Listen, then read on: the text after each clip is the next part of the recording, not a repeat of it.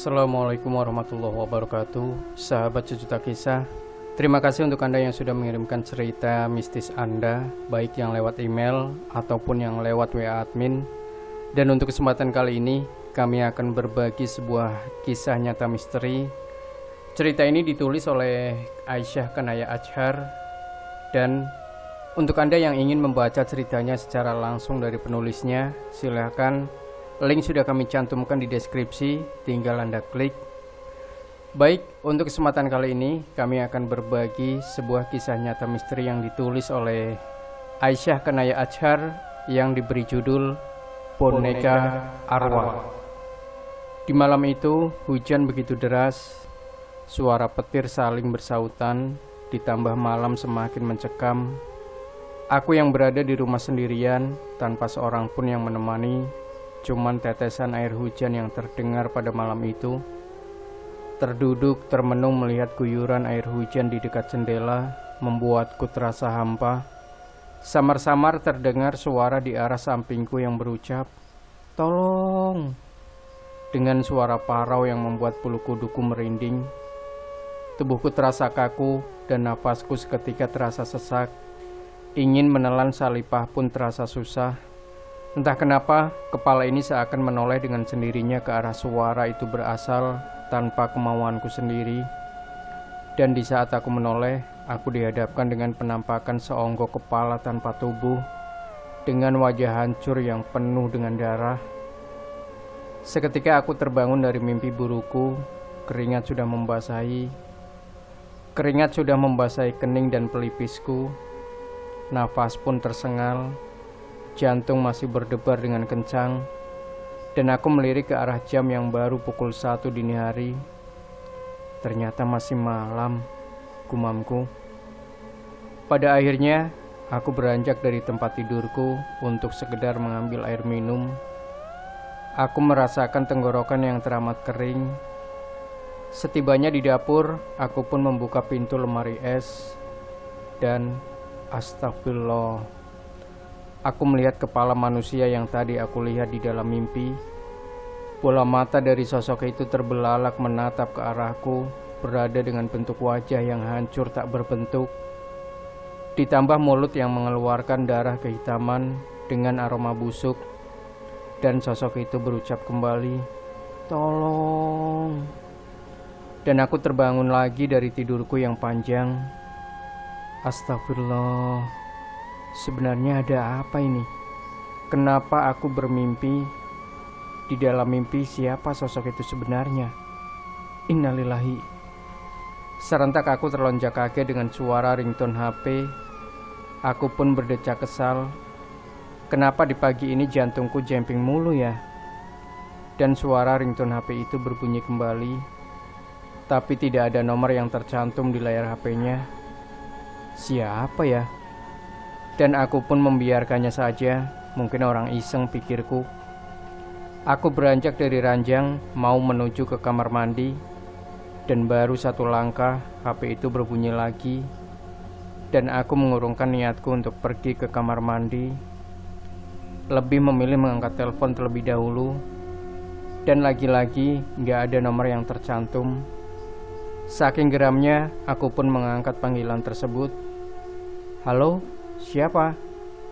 Dan terdengar suara di seberang telepon yang berucap, "Tolong!" dengan suara berat seperti tercekik. Dan aku kembali menatap layar HP-ku, mau memastikan kalau aku gak salah dengar. Tolong? Maksudnya apa? Dan suara itu tidak terdengar lagi. Singkat cerita, tumben jam segini sudah nongkrong di kantin. Lah itu muka kenapa kusut Nay? Naya lo baik-baik aja kan? Baik kok Vin. Terus kenapa? Nggak bersemangat? Kayak yang lagi banyak pikiran. Entahlah. Semalam? Emang ada apa Nay? Jangan bilang telah terjadi sesuatu. Nggak apa-apa, cuman mimpi buruk saja, timpalku singkat. Serentak kami berdua dikagetkan dengan kedatangan Tio dan Andin. Dor! Ayo berduaan saja, lagi ngebahas apa sih? Asik banget, tanya Andin. Naya kenapa tuh? Muka pucat amat. Kamu sakit ya? Enggak Din, cuma gak nyenyak tidur aja. Apa banyak gangguan di alam sebelah, Nay? Entahlah, aku juga belum tahu pasti.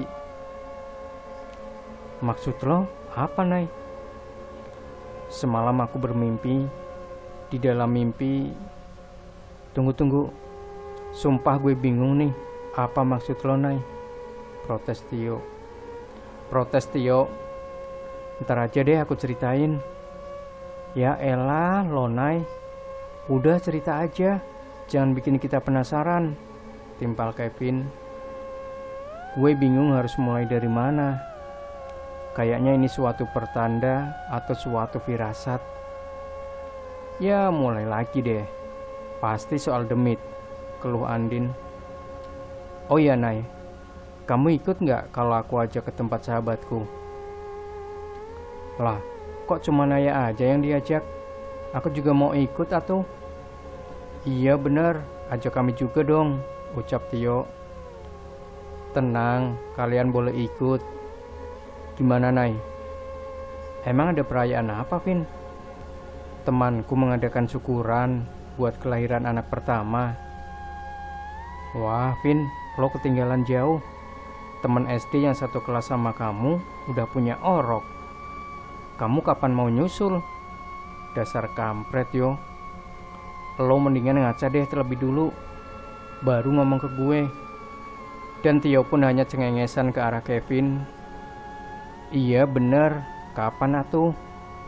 Padahal dari segi materi sudah mapan dan cukup umur. Dah pantas untuk segera nikah di umur sekarang, sangga Andin. Nikah itu harus ada mempelai wanitanya, Din. Masa mau kawin sama pohon pisang? Sedangkan hatiku masih menunggu seseorang yang belum bisa menerima cinta dari yang lain. Tapi aku kan sabar menunggu, walau belum pasti dia mencintaiku atau tidak. Seketika aku menatap ke arah Kevin yang sedang menatapku. Kapan kita pergi ke rumah temanmu, Vin? Ucapku. Oh, gak peka banget sih, Nay, kesal Andin. Dan Tio menyikut lengan Andin supaya diem. Gak peka soal apa, Din? Timpalku. Gimana, sore ini kita berangkat? Dan Kevin berusaha mengalihkan pembicaraan. Oke, setuju, jawab Tio. Aku jemput kamu ya, Nay. Iya, Vin, aku tunggu. Sembari aku tersenyum. Lah, aku gimana? Kan ada gue. Tio yang menjawab sembari cengengesan. Tenang, biar aku aja yang jemput kalian berdua setelah dari tempat Kanaya.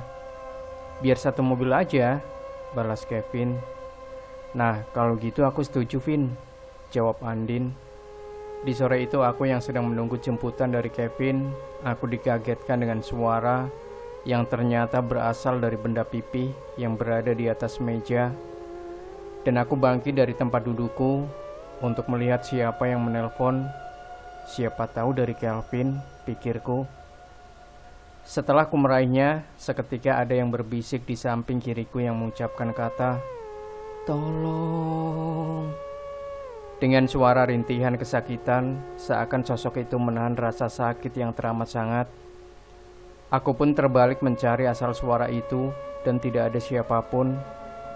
Aku hanya menghela nafas berat. Siapa dan mau apa? Kenapa selalu menggangguku? Gumamku. Flashback ke 2 bulan yang lalu. Setelah Teh Nana memutuskan untuk menikah dengan pemuda pilihannya, aku merasa kesepian. Tak ada teman yang menemani. Bagaimanapun aku harus ikhlas dan ikut bahagia juga melihat Teh Nana bisa bertemu dengan jodohnya. Dan pada akhirnya, setelah dapat tempat untuk kutempati sementara waktu, di saat itu aku harus menyesuaikan diri di lingkungan baru yang jauh dari kata ramai, jauh dari tetangga. Jarak rumah ke rumah yang lain ada kemungkinan 20 meter. Aku menyewa sebuah rumah kecil yang sudah lama kosong, tapi masih terawat bersih dan masih layak dihuni.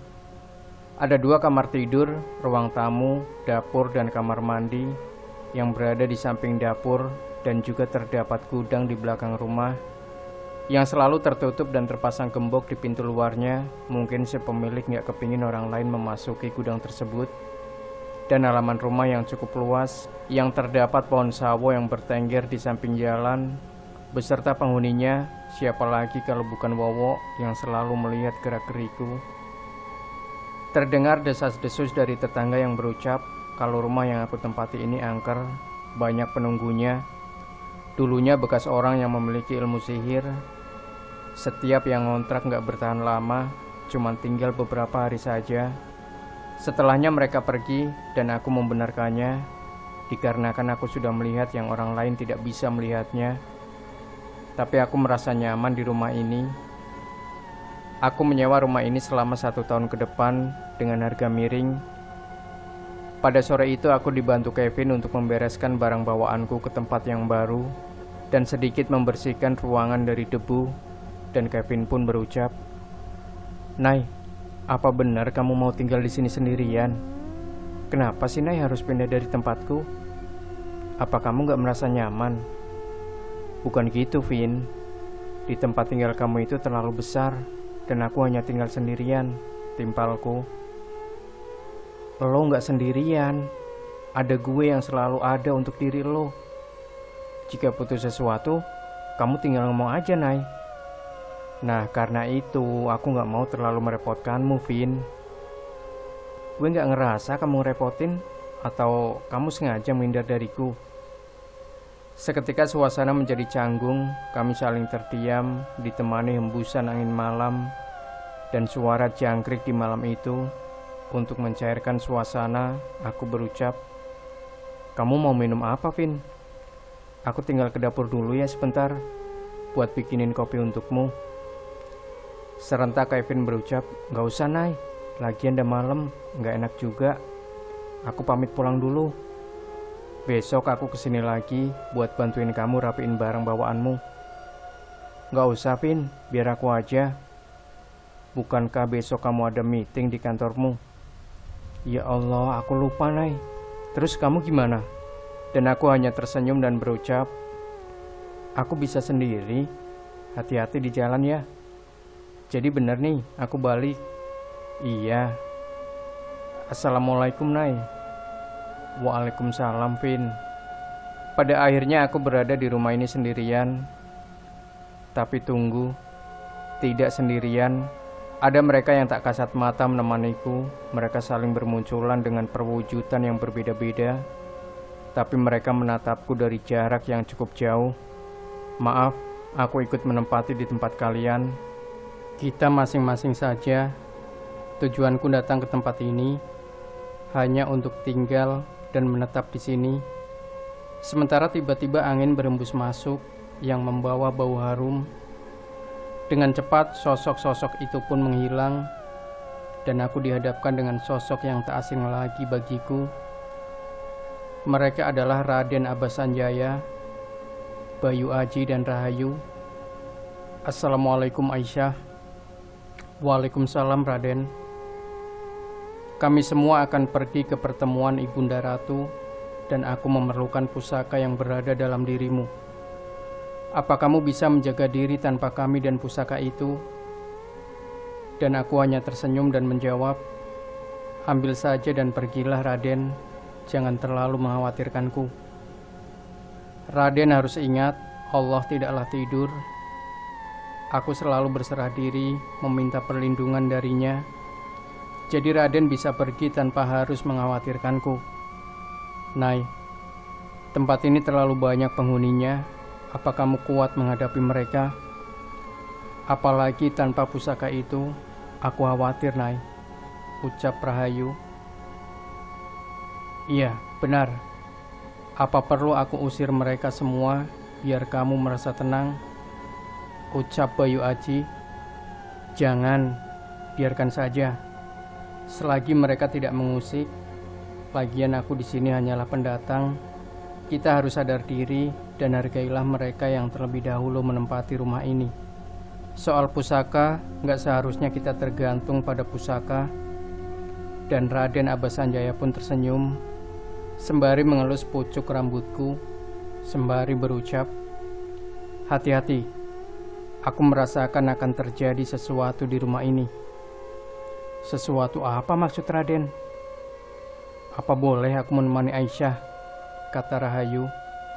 "Aku yakin seperti yang Aisyah ucapkan, Allah tidaklah tidur. Perkuat lagi zikirmu, dan jangan kamu lewatkan di setiap sholatmu untuk meminta pertolongan kepada Allah Subhanahu wa Ta'ala. Hanya Allah lah sebaik-baiknya Maha Menolong." Dan aku melihat kegelisahan dalam diri Rahayu dan Bayu. Dan aku menghampirinya dan memeluk Ayu, teman terbaikku, sembari berucap, "Pergilah, kalau ini sangat penting untuk kerajaan. Aku akan baik-baik saja, jangan khawatir." Dan Bayu bertanya, "Apa aku nggak dipeluk, Ai?" Seketika Rahayu menjewer telinga Bayu sampai meringis kesakitan, dan mereka pun berlalu pergi. Kembali ke awal cerita. Aku melihat jam di pergelangan tanganku, baru pukul 4 sore, dan terdengar suara kendaraan di halaman rumah. Aku serentak berlari kecil untuk membukakan pintu, untuk melihat siapa yang datang. Ternyata Kevin. "Hai Nay, apa kabar? Gimana, sudah siap?" Aku tersenyum sembari mengangguk. "Ya udah, ayo kita berangkat sekarang. Takut kesorean." Aku berbalik untuk mengambil tas dan mengunci pintu. Singkat cerita, di dalam mobil, Andin berkata, "Kayaknya kamu lagi banyak pikiran deh, Nay." Aku lihat diem aja, gak seperti biasanya. "Iya benar, setelah pindah tempat tinggal baru jadi pendiam." "Ada apa, Nay?" sambung Tio. Sekilas aku melihat Kevin menatap ke arah aku berada, dan dia pun berucap, "Kurasa rumah itu gak cocok denganmu. Aku cariin yang lain ya, yang lebih baik dan gak angker."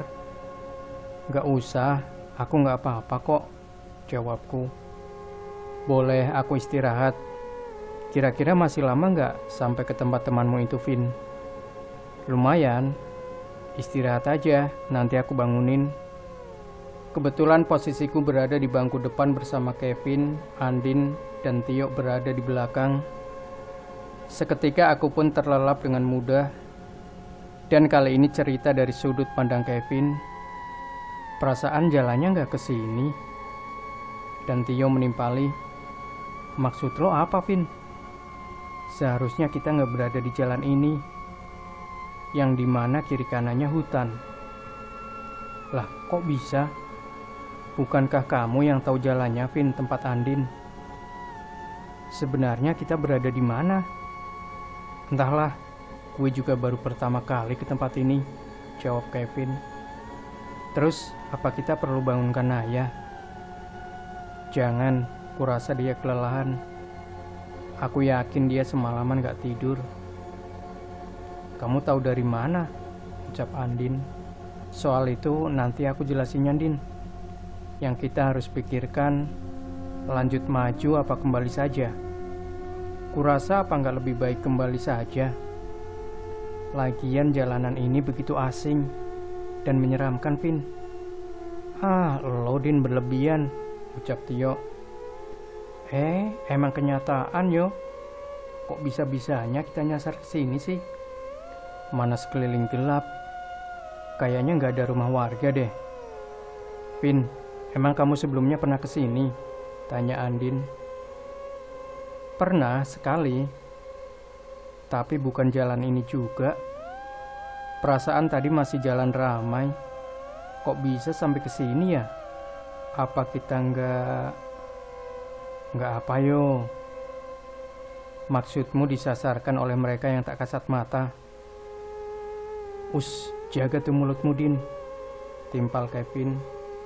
"Vin, itu di depan kayaknya ada cewek deh yang melambaikan tangan ke arah mobil kita," kata Andin. "Iya, Vin, gue juga melihatnya." "Masa sih yo? Kok gue gak lihat apa-apa ya? Yang gue lihat hanyalah kabut yang mengganggu pandangan saja." Seketika Tio menyuruh Kevin menghentikan kendaraannya, dan Kevin pun merasa keheranan dengan tingkah laku Tio. Kenapa sih suruh berhenti? Ini masih di hutan. Sekeliling kita gelap, bahaya.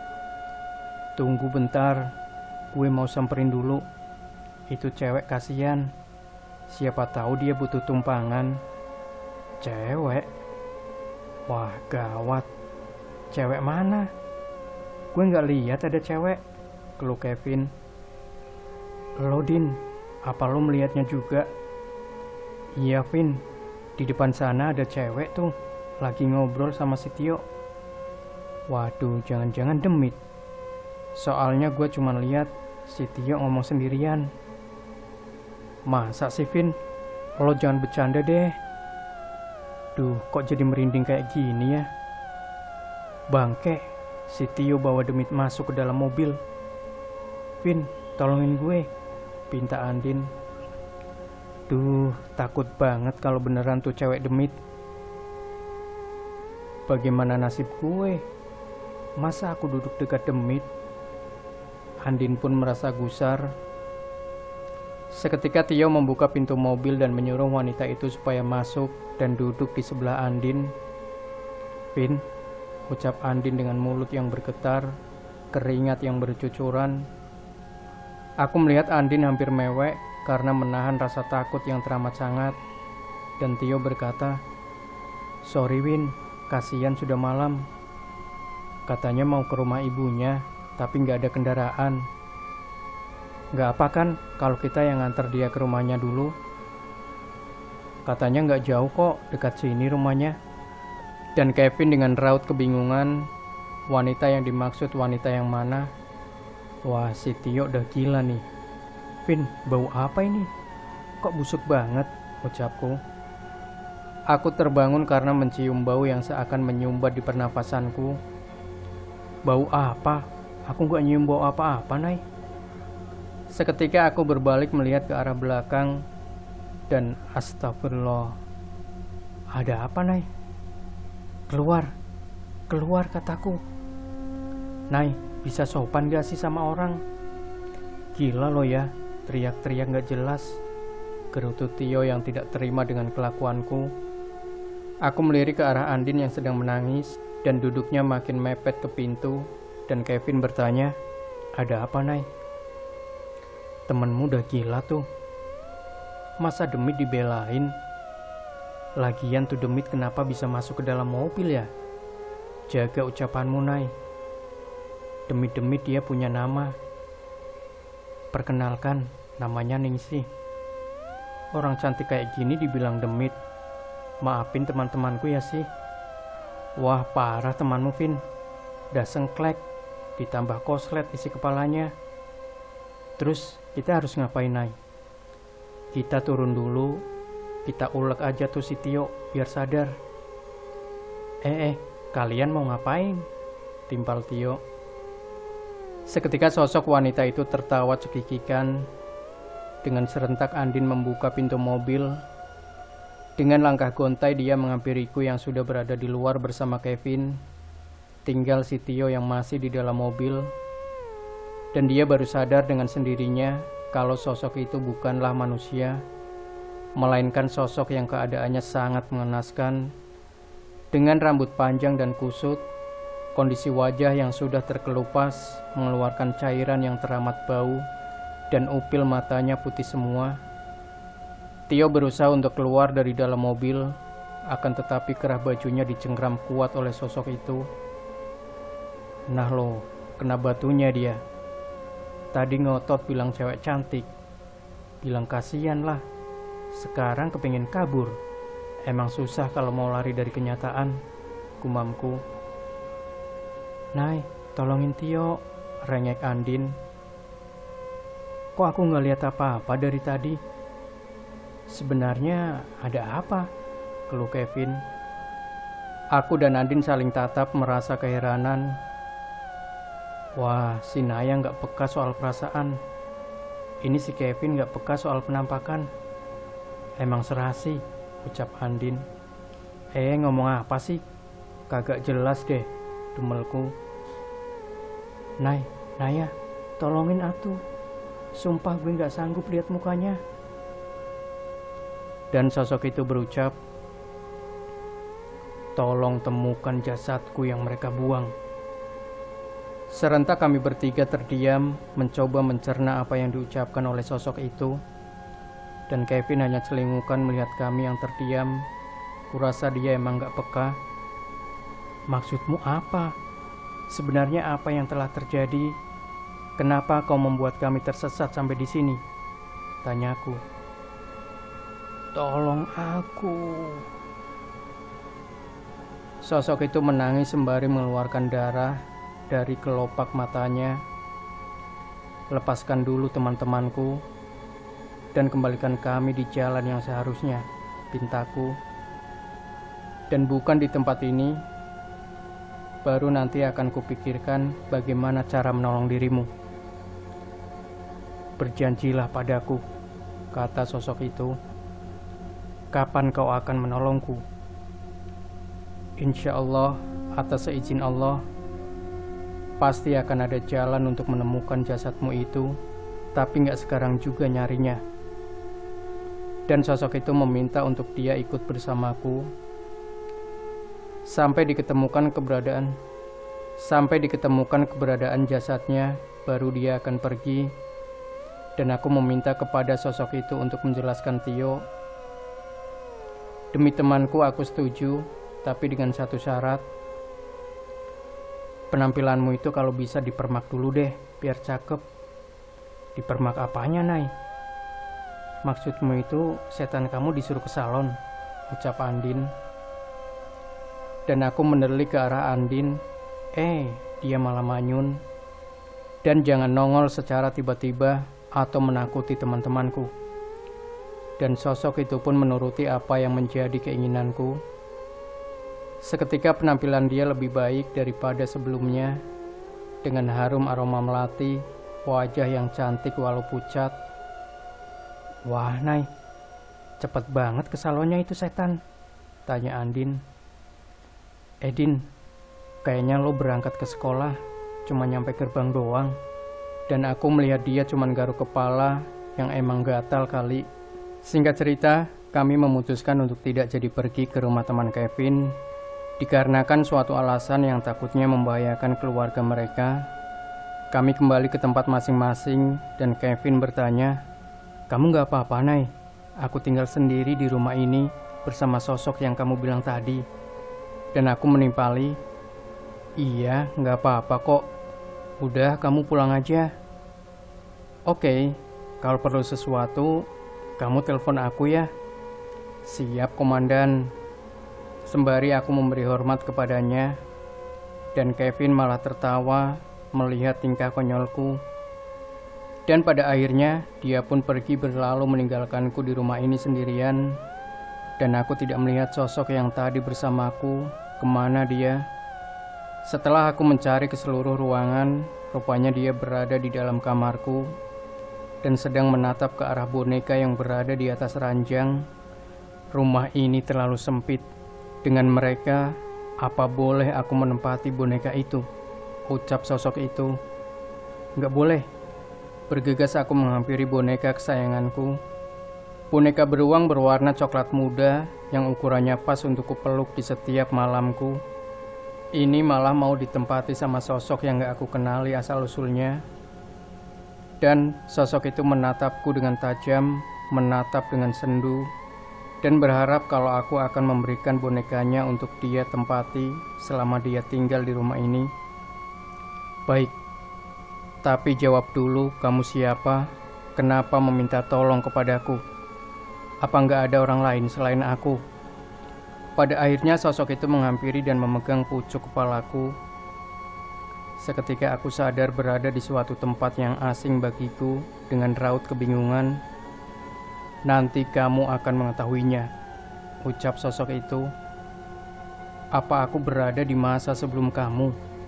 Dan aku tidak melanjutkan ucapanku yang menggantung, dikarenakan aku melihat seorang gadis muda yang sedang berlari kecil menghampiri sebuah rumah yang kondisinya sudah tak layak untuk ditempati, yang tempatnya berada di pinggir hutan. Kurasa gadis itu adalah kamu, dan sosok di sampingku hanya mengangguk. Dengan wajah yang menahan rasa sedihan, dengan sekejap mata aku sudah berada di dalam rumah dan mendengar obrolan gadis itu yang bernama Ningsih bersama seorang wanita parubaya yang kurasa ibu dari Ningsih. "Ibu makan dulu, aku udah bawain 1 bungkus nasi. Dimakan ya Bu, dan diminum juga obatnya, biar ibu cepat sembuh." "Apa kamu sudah makan, Nak?" "Ningsih sudah makan, Bu." "Kamu dapat uang dari mana untuk beli makanan ini?" Sebuah pertanyaan terlontar dari mulut sang ibu. "Ningsih bantu Bi Aminah jualan sayur, Bu. Kebetulan dia lagi panen," jawaban Ningsih kepada ibunya. Di sisi lain, terdengar teriakan dari arah luar yang memanggil si ibu, yang aku baru mengetahui kalau namanya Bu Ratmi.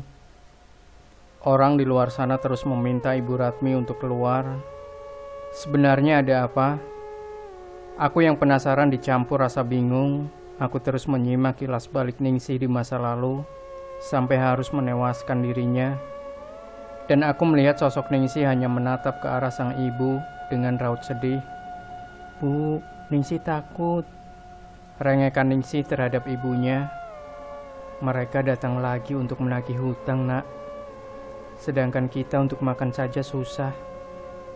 Serentak pintu didobrak paksa sampai aku terlonjak kaget. Mereka yang berjumlah 7 orang memasuki ke dalam kamar Bu Ratmi dengan suara memanggil dan memaki. Salah satu dari mereka berucap, "Dasar tak tahu diri. Sudah dikasih pinjaman gak mau bayar. Mana janjimu, Ratmi? Kau harus bayar hutangmu. Kalau tidak, akan kubawa paksa anak gadismu untuk melunasi hutang-hutangmu." Sembari tertawa terbahak-bahak, "Jangan bawa anakku Ningsih. Pasti akan kulunasi hutang-hutangku. Tapi jangan anakku yang kalian bawa." Si ibu berusaha melindungi anak gadisnya yang sangat ketakutan di pelukan sang ibu. Aku sudah tidak peduli lagi. Dan aku melihat mereka saling menarik lengan Ningsih. Pada akhirnya si ibu didorong sampai terjengkang ke belakang, sampai mengakibatkan kening si ibu terluka dan berdarah, terkena ujung meja yang berada di dekatnya.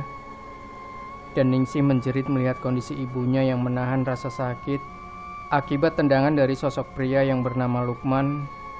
"Biadab, dia ibuku, bukan binatang yang kau bisa lakukan seenaknya saja. Iblis kau, Lukman." Ningsih terus mengumpat karena tidak terima ibunya diperlakukan seperti binatang. Dengan perkataan kasar yang dilontarkan dan mencoba memberontak. Tapi seakan usahanya tidak membawakan hasil, mereka seakan puas melihat penderitaan keluarga Ningsih. Pada akhirnya mereka pun membawa paksa Ningsih dan si ibu berteriak memanggil nama sang anak. Seketika si ibu terbaring tak sadarkan diri. Ningsih meronta minta dilepaskan. Sampai pada akhirnya setibanya di pinggir hutan, dengan suasana yang hampir surup, Ningsih berhasil melepaskan diri dan berlari sekuat yang dia bisa.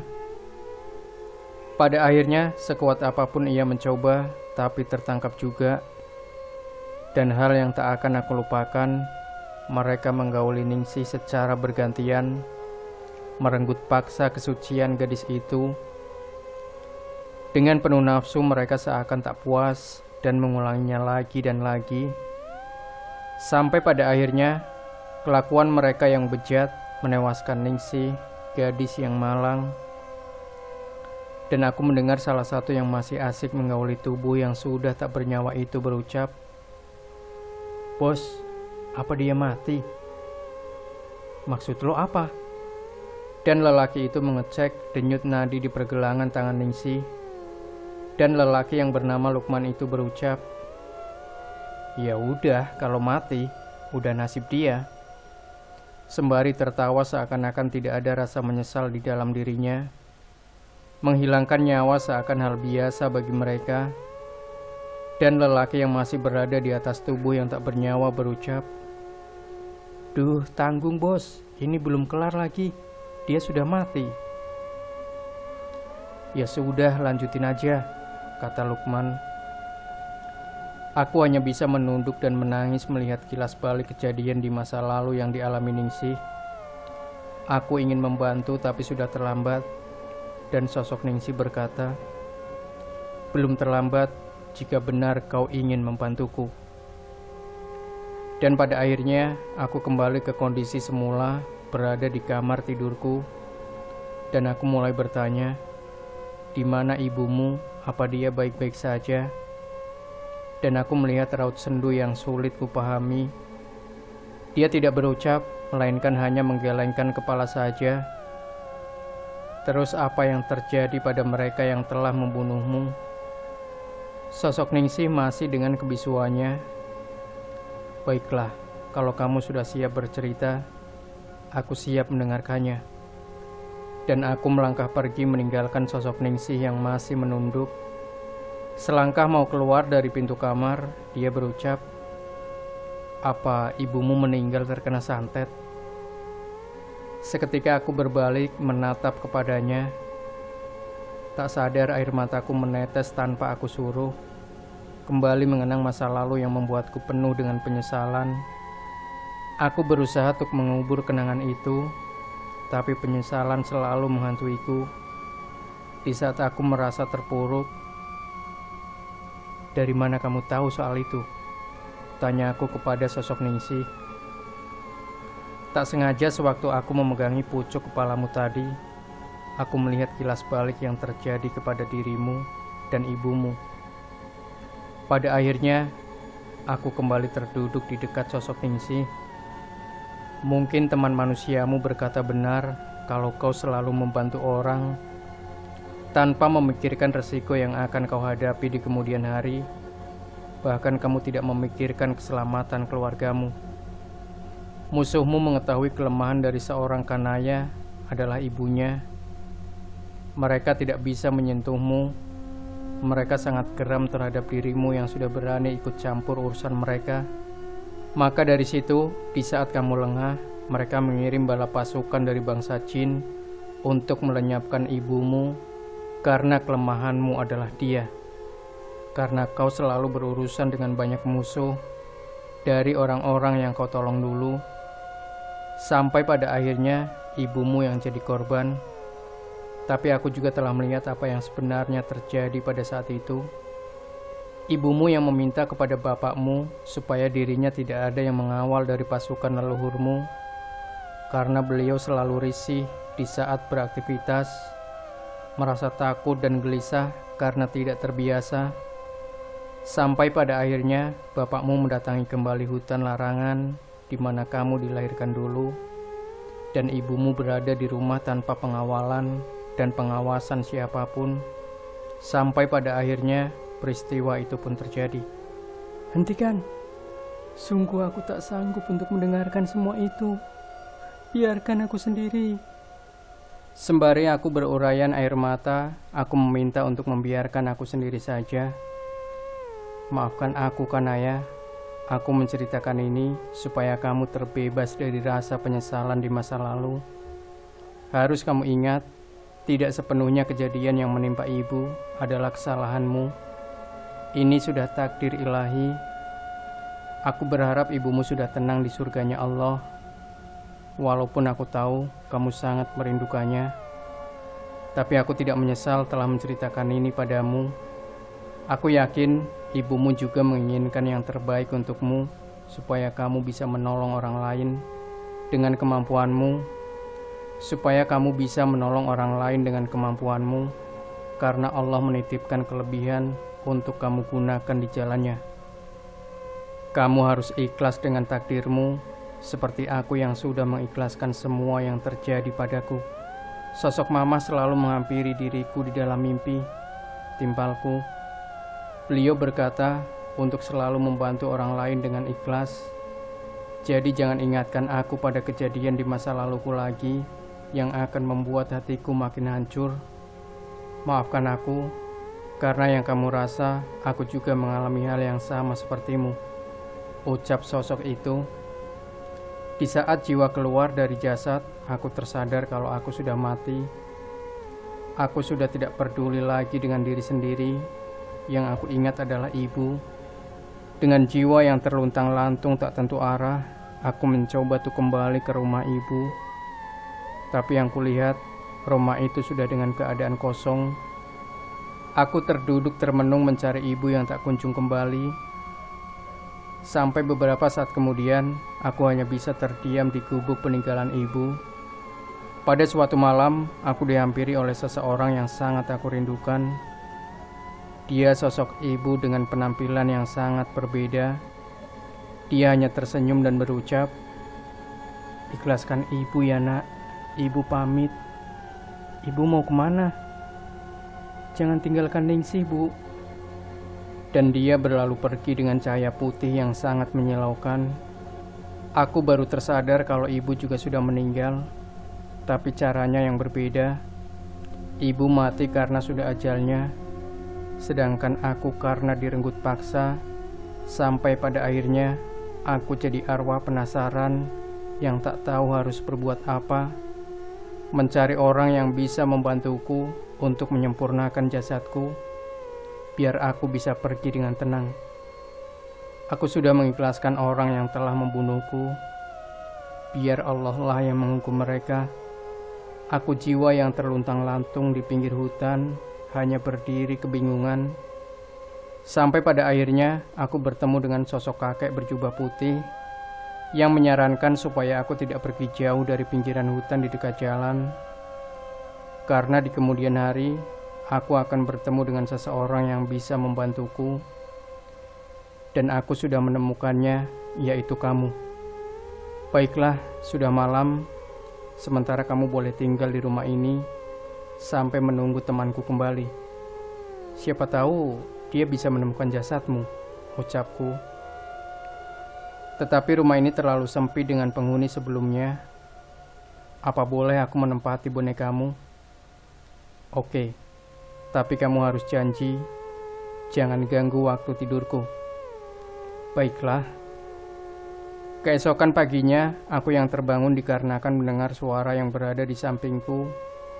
Aku baru tersadar dengan keberadaan boneka kesayangan yang sudah ditempati oleh sosok arwah Ningsih. "Cepat bangun. Kamu semalam tidur di sebelahku." "Enggak, cuman barusan aku menghampirimu untuk membangunkan saja. Ingin memberitahukan sesuatu. Semalam aku melihat ada sosok yang sama sepertiku. Dia menghampirimu." "Sosok? Kapan?" ucapku. "Semalam. Tapi dia cuman kepalanya saja." "Apa? Sosok itu lagi?" gumamku. "Jadi kamu sudah melihatnya?"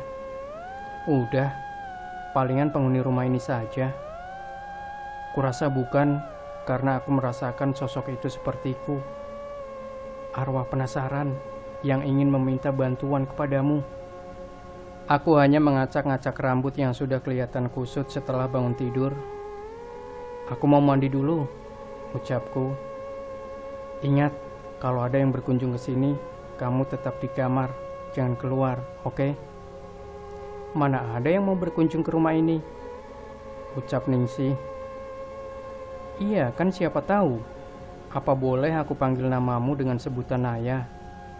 "Iya, emang itu namaku." Aku merasakan sesuatu yang diliputi dengan rasa dendam.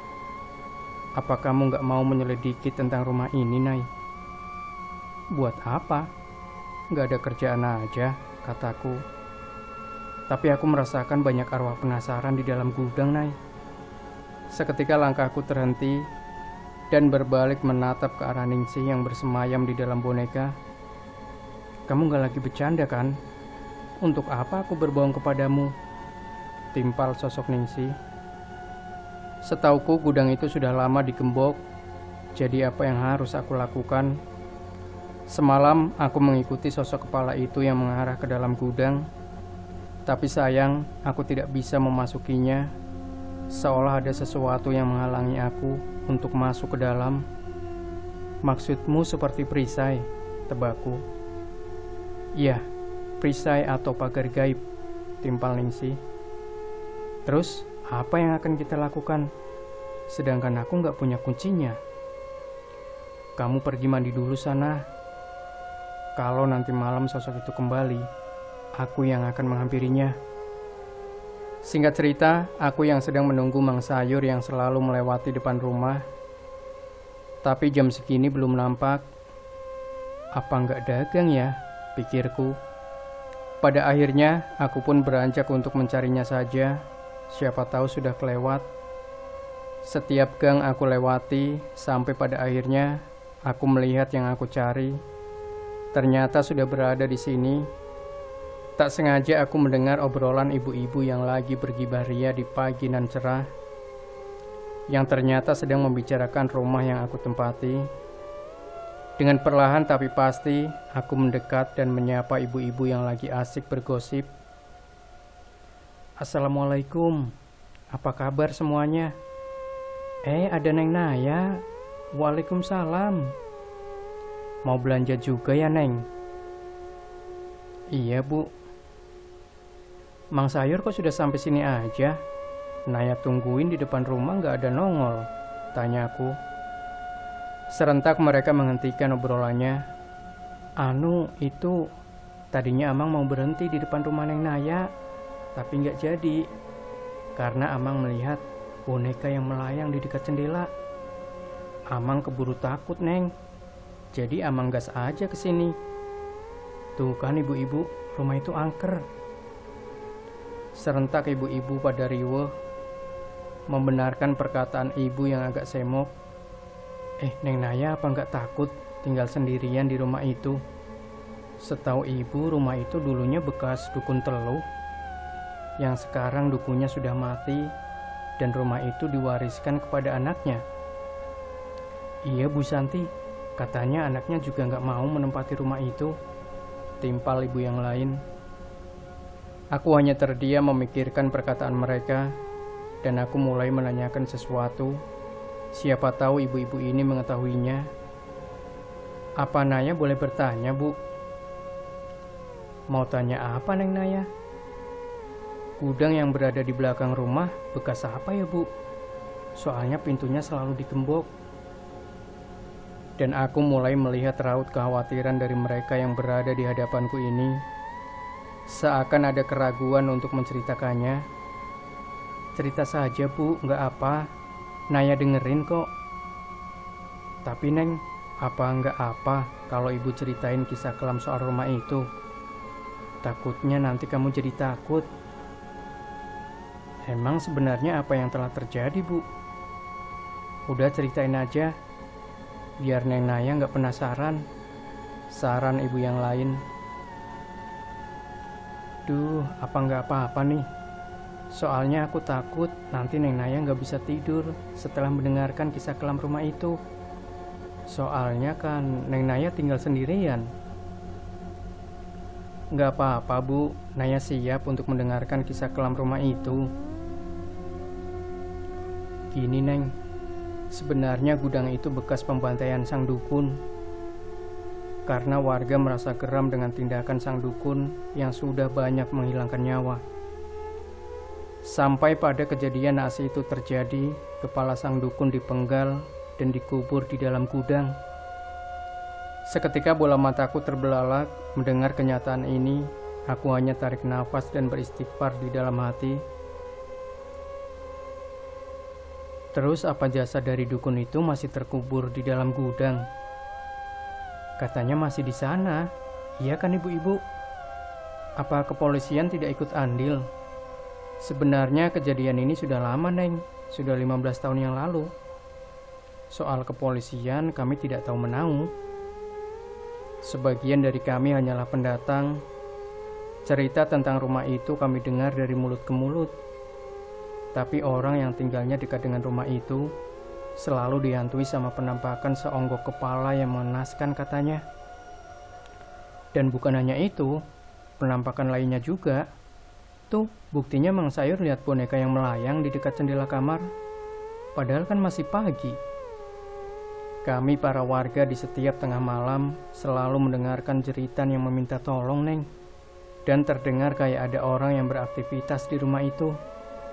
Padahal kami tahu kalau rumah itu kosong. Oh gitu ya Bu. Ya udah, Naya mohon pamit. Terima kasih untuk informasinya Bu. Assalamualaikum. Waalaikumsalam Neng. Singkat waktu setelah ku berada di depan pintu, bergegas aku masuk ke dalam rumah. Terdengar suara dari arah dapur yang membuatku terlonjak kaget. Astagfirullah. Barang apa yang terjatuh? Apa ada kucing di dapur? Pikirku. Bergegas ku menghampiri suara yang berada di area dapur. Setibanya aku di depan pintu dapur, seketika aku pun tertawa melihat boneka yang dirasuki arwah Ningsih nyungsep di dalam panci. Naya, kamu sudah kembali. Tolongin aku. Sialan, kepala itu kabur lagi. Hah? Kepala? Mana? Gak ada. Lagian kenapa bisa kamu nyungsep ke dalam panci? Kurasa di pagi hari aku terkurung di dalam boneka, Nay. Jadi gak banyak yang bisa aku lakukan. Pantesan, tadi kamu kan yang nakutin Mang Sayur sampai dia gak berhenti dulu di depan rumah karena keburu takut lihat boneka yang melayang sendiri. Hehe, iya maaf. Aku tadi penasaran, kepingin lihat ke arah jalan, Nay. Pas kebetulan ada Mang Sayur. Terus kenapa kamu nyungsep? Kataku. Gak disengaja aku melihat kepala itu yang bertengger di atas lemari. Ya, aku samperin aja. Dia malah kabur ke arah dapur. Gak disengaja tubuh boneka ini nyenggol tuh panci. Sampai pada akhirnya seperti yang kamu lihat tadi. Tadi aku dengar kisah kelam tentang rumah ini. Terus, apa katanya? Ucap Ningsih antusias. Banyak hal yang telah terjadi di rumah ini. Terus kita harus bagaimana menghadapi kepala itu? Aku lagi menunggu seseorang. Siapa tahu dia bisa membantu. Siapa yang kamu tunggu, Nay? Bayu Aji dan teman lainnya. Singkat cerita, 2 mingguan telah berlalu. Keseharianku pulang kantor langsung balik ke rumah. Di sore itu dengan rasa khawatir terhadap sosok Ningsih yang tiap hari aku tinggalkan. Entah kenapa hubungan aku dan Ningsih semakin erat, seakan ada kesamaan, yaitu kesepian. Kami saling melengkapi, bercanda tertawa bersama. Walau dia sosok arwah penasaran, tapi aku nyaman di dekatnya, sama seperti aku ke Rahayu. Aku sadar kami berbeda alam. Malam semakin larut, mata semakin sepet. Aku menatap ke arah boneka arwah Ningsih yang selalu mengawasiku dari arah kursi yang tidak jauh dari ranjangku. Dan aku bergegas untuk merebahkan tubuhku yang sudah teramat lelah dan bergumam dalam hati, Bayu, kapan kamu kembali pulang? Sampai tak terasa mata ini sudah terpejam. Di sela tidurku, aku merasakan ada tangan kekar yang memelukku dari arah belakang.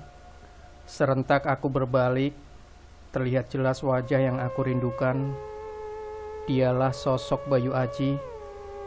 Tapi aku gak yakin. Kurasa aku lagi bermimpi. Dan Bayu pun tersenyum kepadaku sembari mengelus pipiku dengan lembut. Dan aku terlelap kembali. Samar-samar aku mendengarkan seseorang berbisik supaya aku lekas bangun dan beranjak menunaikan sholat subuh. Setelah aku terbangun dan duduk di pinggir ranjang, aku memikirkan sesuatu yang mengganjal dalam benakku. Apa tadi malam itu hanya mimpi ya? Dan aku belum menyadari dengan kehadirannya yang lagi menatapku di arah samping kiriku. Dikira gak ada yang kangen sama aku. Serentak aku melihat ke arah suara yang berada di sampingku dan terucap, Bayu, kamu kok ada di sini? Aku berada di sini karena ada yang kangen sama aku, ucapnya. Siapa yang kangen sama kamu? GR, elaku. Tapi hati tak dapat dipungkiri. Sembari aku berjalan menuju ke arah dapur, aku tak henti-hentinya tersenyum sampai pipiku memanas. Setibanya di pintu kamar mandi, aku lanjut mengambil air wudhu untuk menjalankan sholat subuh. Singkat cerita, setelah menunaikan sholat wajibku, terdengar suara dari arah dapur. Suara panci dan peralatan masak saling bersautan. Aku beranjak merapikan tempat sholat dan bergegas pergi ke arah dapur. Setibanya aku disambut dengan hidangan di atas meja. Tanpa aku sadari aku tersenyum senang. Ada yang membuatkan aku sarapan. "Sini, sarapan dulu, Nay," pintanya. "Kamu masak lagi, Bay?" Wah, pasti enak nih. Kok masaknya cepet banget? Jangan bilang ini masakan Ji. Seketika aku tak melanjutkan ucapanku. "Jin maksudmu?"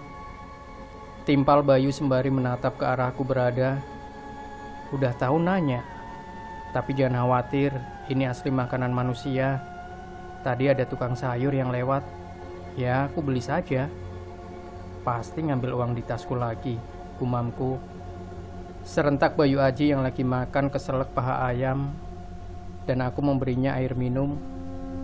Secara tiba-tiba dia menggenggam tanganku sembari menatap bola mataku. Ya ampun, jantung ini gak bisa diajak kompromi. Mukaku terasa memanas. Kayaknya pipiku sudah memerah. Duh, berkedip Aisyah. Gila. Ini lebih horor. Serasa tubuhku terhempas dari ketinggian. Jantungku kayak mau loncat dari tempatnya. Seketika Bayu terbahak-bahak melihat tingkah lakuku yang kayak entahlah. Setelahnya dia berucap, "Tenang, aku gak ngambil uangmu kok. Aku sudah punya penghasilan sendiri. Walau aku jin, tapi aku juga keturunan manusia. Untuk sementara waktu, aku ingin jadi manusia seperti dulu sebelum aku ikut ke tempat Abah. Aku kerja juga naik di kafe, tapi di malam tertentu aku harus kembali ke tempat Abah. Jadi aku kerjanya paruh waktu, cuman bisa malam hari saja, biar gak banyak orang yang curiga," ucapnya. "Terus dengan rupamu ini?" Pertanyaanku yang sangat konyol yang aku lontarkan kepadanya, dan Bayu menjawab, "Kenapa dengan rupaku? Apa kamu takut banyak wanita yang suka sama aku? Apa kamu cemburu?" "Enggak," elaku. "Udah, aku udah kenyang. Aku harus berangkat ke kantor. Makasih ya untuk sarapannya." Dan aku beranjak dari tempat dudukku menuju ke dalam kamar, dan aku baru tersadar. Aku tidak melihat lagi boneka arwah Ningsih. Di mana boneka itu? Seketika aku merasa panik dan kembali berbalik, mau menanyakan keberadaan boneka arwah itu. Setibanya di depan pintu kamar, tanpa disengaja aku bertubrukan dengan Bayu, sampai kakiku terkilir. Pada akhirnya aku terjatuh di pelukannya. "Naya, kamu gak apa-apa kan?" "Bay, boneka aku di mana? Apa kamu tahu keberadaan boneka itu?" "Oh, tahu. Boneka yang ditempati sosok arwah penasaran itu kan?" jawabnya santai. "Lah, emang kamu dikemanain?" "Aku simpen di dalam lemari." Astagfirullah, Bayu tega banget sih. Bergegas aku melangkah ke arah lemari bajuku. Tak sadar dengan kondisi kakiku yang terkilir, tak kuat untuk menopang badan. Pada akhirnya aku mau terjatuh. Tapi sebelum itu terjadi, Bayu dengan sigap menggendongku dan kami bertemu muka. Cukup lama kami saling tatap dan terucap kata dari mulutku. "Bay, ini sangatlah tidak mungkin." "Kamu ngomong apa sih, Nay? Biar ku obati dulu kakimu." "Kenapa aku gak bisa membaca pikiranmu, Bay?" "Rahasia, aku gak kepengen kamu mengetahuinya," ucapnya. Nah, sahabat sejuta kisah, bagaimanakah kelanjutan dari boneka arwah? Sebuah kisah misteri nyata yang ditulis oleh Aisyah Kanaya Azhar. Untuk Anda yang ingin tahu kelanjutan dari cerita ini, boleh Anda lihat langsung ke penulisnya, yaitu Aisyah Kanaya Azhar. Untuk link ceritanya sudah kami cantumkan di deskripsi. Silahkan tinggal diklik. Yang pasti jangan Anda lewatkan bagian kedua dari boneka arwah. Sebuah kisah misteri nyata yang ditulis oleh Aisyah Kanaya Azhar. Dan tinggalkan komentar Anda, like, share video ini, subscribe channel Sejuta Kisah, dan kembali nantikan cerita-cerita misteri terbaru dari kami. Wassalamualaikum warahmatullahi wabarakatuh.